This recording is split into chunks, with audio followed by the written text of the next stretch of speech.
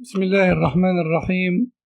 إن الحمد لله نحمده ونستعينه ونستغفره ونعوذ بالله من شرور أنفسنا ومن سيئات أعمالنا، من يهده الله فلا مضل له ومن يضلل فلا هادي له، وأشهد أن لا إله إلا الله وحده لا شريك له، وأشهد أن محمدا عبده ورسوله صلى الله وسلم وبارك عليه وعلى آله وأصحابه أجمعين.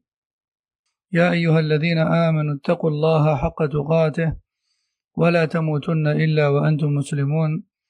يا أيها الناس اتقوا ربكم الذي خلقكم من نفس واحدة وخلق منها زوجها وبث منهما رجالا كثيرا ونساء، واتقوا الله الذي تساءلون به والأرحام إن الله كان عليكم رقيبا. يا أيها الذين آمنوا اتقوا الله وقولوا قولا سديدا يصلح لكم أعمالكم ويغفر لكم ذنوبكم، ومن يطع الله ورسوله فقد فاز فوزا عظيما. أما بعد، فإن أصدق الحديث كتاب الله، وخير الهدي هدي محمد صلى الله عليه وسلم، وشر الأمور محدثاتها، وكل محدثة بدعة، وكل بدعة ضلالة، وكل ضلالة في النار. أما بعد، فها نحن في الدرس العاشر من هذا الكتاب الذي هو كن سلفيا على الجادة لمؤلفه الشيخ عبد السلام ابن سالم ابن رجاء السحيمي حفظه الله تعالى. ونحن اليوم في الفصل الرابع من الكتاب الذي هو بعنوان ذكر بعض الأدلة الدالة على وجوب اتباع السلف الصالح ولزوم مذهبهم. Donc nous sommes au 10e cours dans ce livre qui s'intitule Sois salafi comme il se doit de Cheikh Abdus Salam As-Suhaymi hafidhahullah, et nous sommes arrivés au chapitre numéro 4 du livre. Au chapitre numéro 4 du livre, et par la même occasion j'en profite pour dire que nous sommes à la moitié de celui-ci. Donc ce 4e chapitre a pour titre Voici quelques preuves sur l'obligation de suivre la voie des salafs vertueux et de se cramponner à leur voie avec tout ce qu'elle contient comme croyance et pratique. قال الله تعالى واتبع سبيل من أناب إلي، فقد أمرنا الله عز وجل باتباع سبيل أصحاب رسول الله صلى الله عليه وسلم واقتفاء أثرهم وسلوك منهجهم. قال الإمام ابن القيم رحمه الله بعدما ذكر هذه الآية وكل من الصحابة منيب إلى الله تعالى، فيجب اتباع سبيله وأقواله واعتقاداته من أكبر سبيله. وحذرنا الله سبحانه وتعالى من مخالفة سبيلهم، وتوعد سبحانه وتعالى مخالفهم بجهنم، فقال تعالى ومن يشاقق الرسول من بعد ما تبين له الهدى ويتبع غير سبيل المؤمنين. وكل منا يعلم أن المؤمنين الذين كانوا موجودين حين نزول القرآن ومنه هذه الآية هم الصحابة. قال تعالى ويتبع غير سبيل المؤمنين نوله ما تولى ونصله جهنم وساءت مصيرا. وأخبرنا سبحانه وتعالى عن رضاه عمن اتبعهم بإحسان وأعد لهم الثواب العظيم، فقال تعالى والسابقون الأولون من المهاجرين والأنصار والذين اتبعوهم بإحسان رضي الله عنهم ورضوا عنه وأعد لهم جنات تجري من تحتها الأنهار خالدين فيها أبدا ذلك الفوز العظيم. وكما أنه توعد من اتبع غير سبيلهم بعذاب جهنم، فقد وعد من تبع سبيلهم بالجنة والرضوان. Allah subhanahu wa ta'ala dit dans Surat Luqman, verset 15, qui a pour sens: suis donc la voie de celui, ou suis donc la voie de ceux qui se sont repentis à moi. Suis donc la voie de ceux qui se sont repentis à moi. L'imam Ibn al-Qayyim rahimahullah dit: les compagnons, tous les compagnons du prophète sallallahu alayhi wa sallam sans exception, sont des repentis à Allah. Il est donc obligatoire de les suivre. Et leurs croyances et leurs paroles font partie des choses les plus importantes qui composent leur voie en religion et qu'il faut obligatoirement suivre. La croyance et les paroles. Donc Allah Jalla wa Ala nous a ordonné, en quelque sorte dans ce verset et ses semblables, le suivi de la voie des compagnons du messager d'Allah sallallahu alayhi wa sallam. Il faut savoir également qu'il nous a mis en garde contre le fait de suivre autre que leur voie, qui est d'une manière ou d'une autre une contradiction à celle-ci.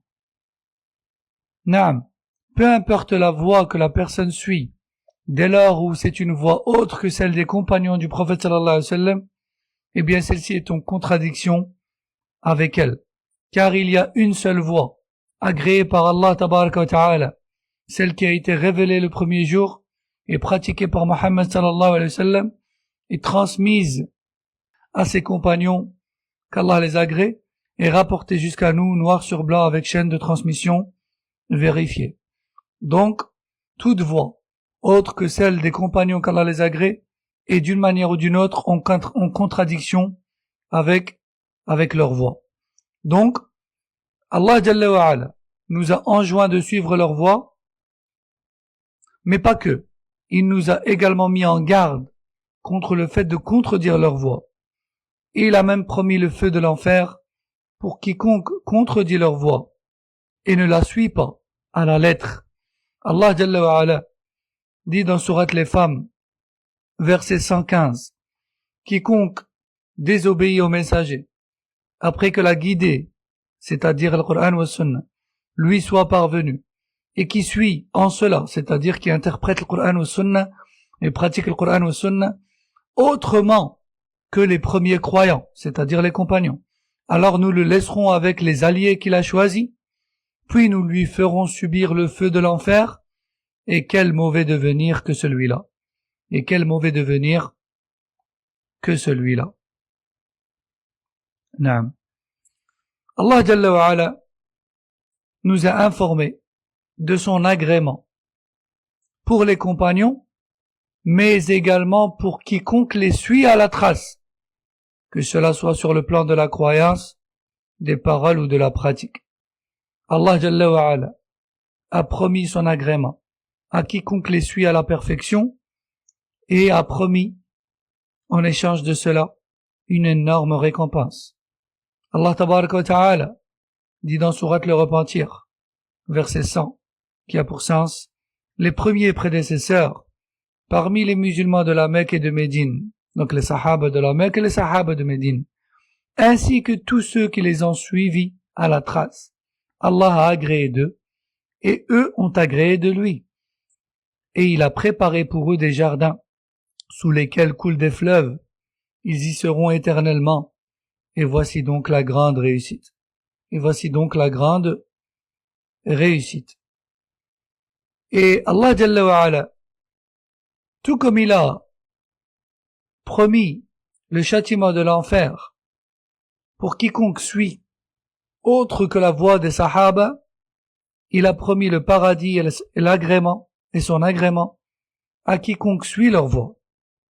وأمر النبي صلى الله عليه وسلم أمر النبي صلى الله عليه وسلم أمته بأن يتبعوا سنته وسنة الخلفاء من بعده، فقال عليه الصلاة والسلام: فإنه من يعيش منكم فسيرى اختلافا كثيرا، فعليكم بسنتي وسنة الخلفاء الراشدين المهديين من بعدي، تمسكوا بها وعضوا عليها بالنواجذ وإياكم ومحدثات الأمور فإن كل محدثة بدعة وكل بدعة ضلالة رواه أحمد وأبو داود.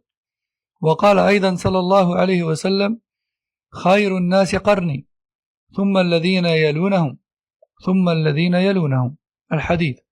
ووصف أيضا صلى الله عليه وسلم الفرقة الناجية في حديث الافتراق بقوله عليه الصلاة والسلام ما أنا عليه اليوم وأصحابي ما أنا عليه اليوم. وركزوا على هذا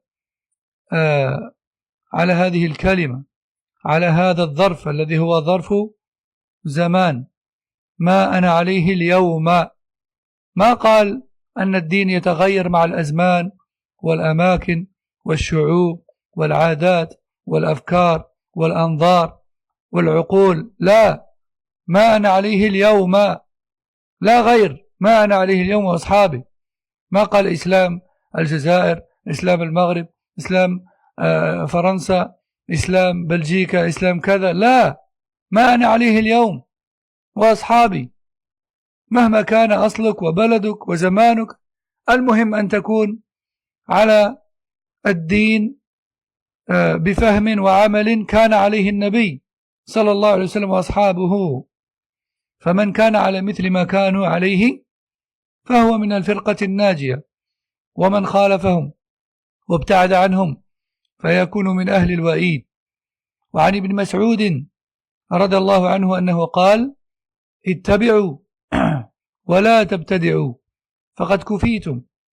وقال أيضا إنا نقتدي ولا نبتدي ونتبع ولا نبتدع ولن نضل ما تمسكنا بالأثر. Le prophète sallallahu alayhi wa sallam a ordonné à sa communauté de suivre sa pratique et sa tradition, qui est également celle de ses califes après lui. Il a dit alayhi salatu wassalam, quiconque vivra parmi vous dans le futur verra beaucoup de divergences au sein de la communauté. Accrochez-vous donc à ma pratique, qui est également celle de mes califes bien guidés après moi. Accrochez-vous-y avec les molaires et faites très attention aux nouveautés en religion, car en effet toute nouveauté est innovation et toute innovation est égarement. Sans exception, toute innovation est égarement. Rapporté par Ahmed et Abu Daoud. Il a également dit alayhi salatu wassalam, les meilleurs des gens, c'est-à-dire les meilleurs des musulmans, sont les gens de ma génération, c'est-à-dire les sahaba, puis celles qui les suivent, c'est-à-dire leurs élèves, tabi'in, puis celles qui les suivent, c'est-à-dire les élèves de ses élèves, atba' at-tabi'in, les élèves de leurs élèves, enfin, atba' at-tabi'in. Le prophète sallallahu alayhi wa sallam a également décrit le groupe sauvé du feu dans le hadith de la division en disant que ce sont ceux qui suivront jusqu'à la fin des temps ce sur quoi il était lui de son vivant ainsi que ses compagnons. Et concentrez-vous avec moi sur ce mot, ce sur quoi je suis moi aujourd'hui. Aujourd'hui, c'est un complément de temps. Aujourd'hui est un complément de temps. Remarquez, il a donné une description et non pas un groupe de personnes bien ciblées. Ce sur quoi je suis moi aujourd'hui. Il a été questionné sur le groupe sauvé et il a répondu par la description de celui-ci et non pas par le groupe de personnes en particulier. Ce sur quoi je suis moi aujourd'hui et mes compagnons. A-t-il dit les Algériens, les Marocains, les Saoudiens, les Soudanais? Non, il n'a pas dit ça. Est-ce qu'il a dit l'islam d'Arabie, l'islam du Maroc, l'islam d'Algérie, l'islam de France, l'islam de Belgique, l'islam d'Amérique, l'islam d'Angleterre? Non. Ce sur quoi je suis moi aujourd'hui et mes compagnons. Ceci prouve clairement que l'unique religion agréée d'Allah, c'est celle qui a été révélée le premier jour. Et il est un égarement clair de prétendre, comme certains le prétendent aujourd'hui, que l'islam doit évoluer comme toute autre chose à travers le temps, les époques et les lieux. C'est faux. C'est de la mécréance claire aux yeux de l'islam, aux yeux de la religion. Naam. Le prophète sallallahu alayhi wa sallam dit, le seul groupe qui sera sauvé du feu sera celui qui a cette description-là. Ce sur quoi je suis moi aujourd'hui, j'insiste, et mes compagnons. Nous entendons aujourd'hui des prêcheurs prétendre que l'islam doit être vu et compris différemment aujourd'hui, car nous vivons dans un contexte particulier, dans un pays particulier, à une époque particulière. Ils vont même jusqu'à dissocier islam en tant que religion et ensemble de culte et l'ensemble des actes de culte qu'il contient. Ils dissocient cela de l'idéologie de l'islam, des prescriptions et du code de l'islam, des règles de l'islam, avec tout ce que cela contient parmi les règles de comportement et avec Allah et avec les gens. Donc, ceci est clairement de l'égarement, yani. On ne dissocie pas le côté pratique de l'islam et le code et la manière d'agir que celui-ci nous dicte dans la vie. Pas du tout. Certains prétendent, en plus de cela, sur une chaire de mosquée, en plein vendredi, l'islam n'est pas une idéologie, mais plutôt un culte. Mais en réalité, l'un ne va pas sans l'autre. La religion d'Allah, tabaraka wa ta'ala, c'est relation avec Allah et relation avec les gens, et relation avec soi-même. Tout cela est cadré en islam par les prescriptions d'Allah, tabaraka wa ta'ala. Donc le prophète sallallahu alayhi wa sallam dit, le groupe sauvé sera celui qui aura pour particularité d'être exactement sur ma croyance et ma pratique aujourd'hui, qui est également celle de mes compagnons. Faman kana, donc quiconque est aujourd'hui et jusqu'au jour et jusqu'à la fin des temps sur la croyance exacte de Mohammed sallallahu alayhi wa sallam et ses compagnons, sur la pratique exacte de Mohammed sallallahu alayhi wa sallam et ses compagnons, eh bien, il fera partie du groupe sauvé. Et quiconque les contredit méritera un châtiment équivalent à son éloignement et sa contradiction avec leur voie. Plus sa contradiction et son éloignement est grave et intense, plus la menace qu'il encourt est grave et intense. Abdullah ibn Mas'ud, qu'Allah l'agrée, dit, suivez les premiers de la communauté et n'innovez pas, car ce qu'ils ont cru et fait vous suffit. Il dit également qu'Allah l'agrée, nous sommes des personnes qui suivent ce qui a déjà été dicté et pratiqué, mais nous n'entamons rien. Nous suivons et nous n'innovons rien. Et nous sommes persuadés que jamais nous nous égarerons tant que nous nous accrocherons au texte des premiers.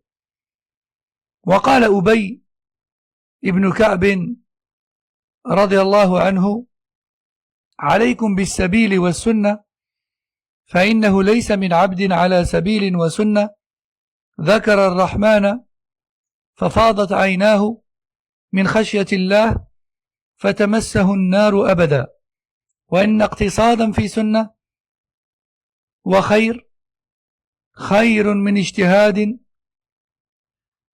في خلاف سبيل وسنة. وقال أبو العالية عليكم بالأمر الأول الذي كانوا عليه قبل أن يفترقوا يعني المسلمون.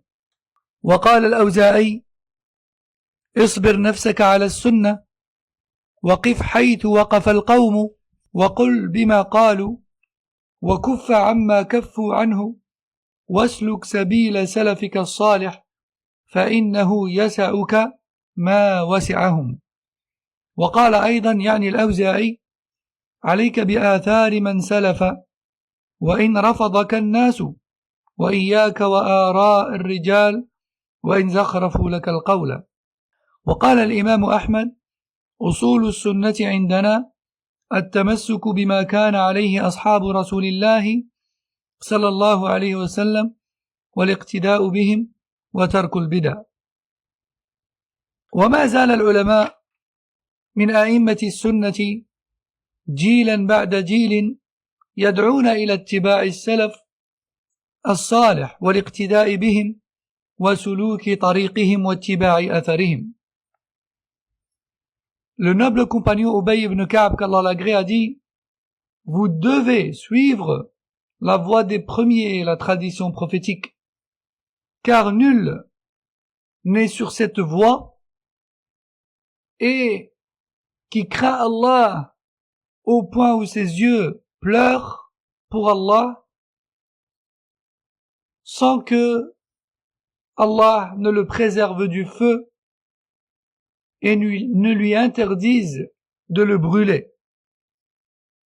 Et sachez que peu d'actions, mais bonnes et conformes à la sunna, est meilleure que beaucoup d'actions mauvaises car contraires à la sunna. Fin de citation. Et Abu al-Aliya, quant à lui, il nous dit: vous devez suivre la voie des premiers, ce sur quoi les musulmans étaient au début, avant que la division ne fasse son apparition au sein de la communauté musulmane. L'imam al-Awza'i, lui, nous dit: patiente sur la sunna et arrête-toi là où les premiers se sont arrêtés. Et suffit-toi de dire en religion ce qu'ils ont dit, et délaisse tout ce qu'ils ont délaissé, et suis la voie de tes pieux prédécesseurs, car ce qui leur a suffi doit te suffire également. L'imam al-Awza'i dit également encore: tu te dois de suivre les textes des premiers prédécesseurs, et ce même si les gens te rejettent, et prends garde aux opinions personnelles des gens, et ce même s'ils enjolivent leurs paroles. Fin de citation. L'imam Ahmed, lui, nous dit: les fondations même de la pratique prophétique de l'islam, les fondations même de la pratique prophétique de l'islam consistent en premier lieu à s'accrocher à la voie des compagnons du messager d'Allah sallallahu alayhi wa sallam et de les prendre en exemple dans toute chose et de délaisser toute nouveauté religieuse. Fin de citation. Les savants et les imams de l'islam et de la sunna, génération après génération, n'ont cessé de rappeler la communauté au suivi des pieux prédécesseurs et à l'exemple qu'ils sont pour nous et au suivi de leur voie et de leurs traces.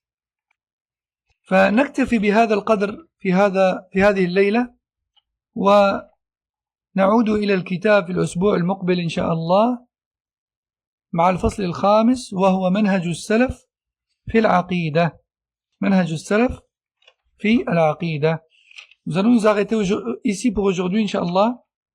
Nous reprendrons la semaine prochaine avec le 5e chapitre, cette fois-ci, qui aura pour titre quelques notions de base dans la voie des salaf, dans le domaine de la croyance. Dans le domaine de la croyance. سبحانك اللهم وبحمدك أشهد أن لا إله إلا أنت أستغفرك وأتوب إليك وصلى الله وسلم على نبينا محمد وعلى آله وأصحابه والسلام عليكم ورحمة الله وبركاته.